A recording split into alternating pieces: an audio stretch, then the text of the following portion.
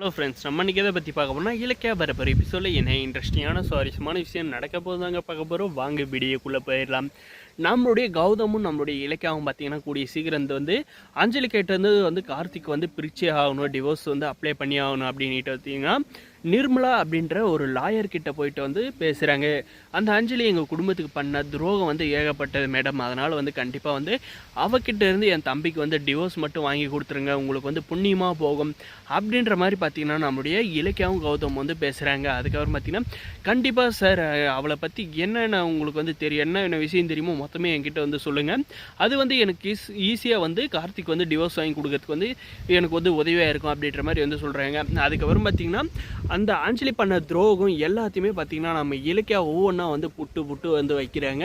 இவ்வளோ பண்ணியிருக்கலாம், ஈஸியாக டிவோர்ஸ் கிடைச்சிரும், அதனால் நீங்கள் ஒரு பண்ணி வேணாம், நான் நாளைக்கே கோர்ட்டில் அப்பீல் பண்ணி அந்த அஞ்சலிக்கு நோட்டீஸ் அனுப்புகிறேன் அப்படின்ற மாதிரி சொல்லிடுறாங்க.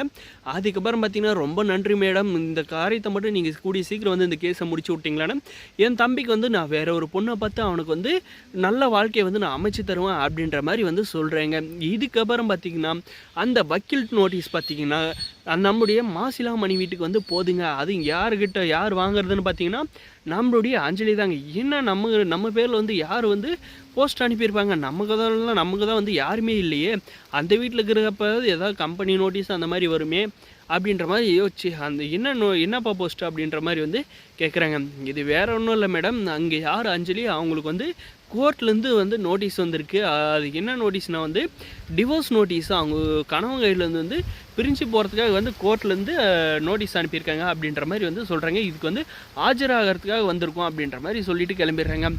என்னது டிவோர்ஸ் நோட்டீஸா அப்படின்ற மாதிரி ஓப்பன் பண்ணி பார்க்குறப்ப தான் தெரியுது நம்மளுடைய கார்த்தியோட பேரில் நம்மளுடைய இலக்கியாவும் கௌதம் டிவோர்ஸ் அப்ளை பண்ணியிருக்காங்க. நம்மளுடைய கார்த்தி எப்படி இதுக்கு மறுப்பு தெரிவிக்க மாட்டாங்க. ஆனால் பார்த்திங்கன்னா இதை பார்த்து வாயடிச்சு போனேன் இந்த அஞ்சலி பார்த்திங்கன்னா என்ன இலக்கியா என்னை கார்த்தி கூட சேர்த்து வைக்கிறேன்னு சொல்லிட்டு இப்போ அவன் எனக்கு டிவோர்ஸ் நோட்டீஸ் அனுப்புகிற மாதிரி பண்ணியிருக்கேன், கார்த்தி என்ன உன் வழிக்கு கொண்டு வந்துட்டியா அப்படின்ற மாதிரி பேசுகிறாங்க. அதுக்கு பார்த்திங்கன்னா நீ பண்ண அயோக்கியத்தனத்துக்கு உன்னை அவன் வாழ்க்கையிலேருந்தே தூக்கி எறிஞ்சிட்டான்.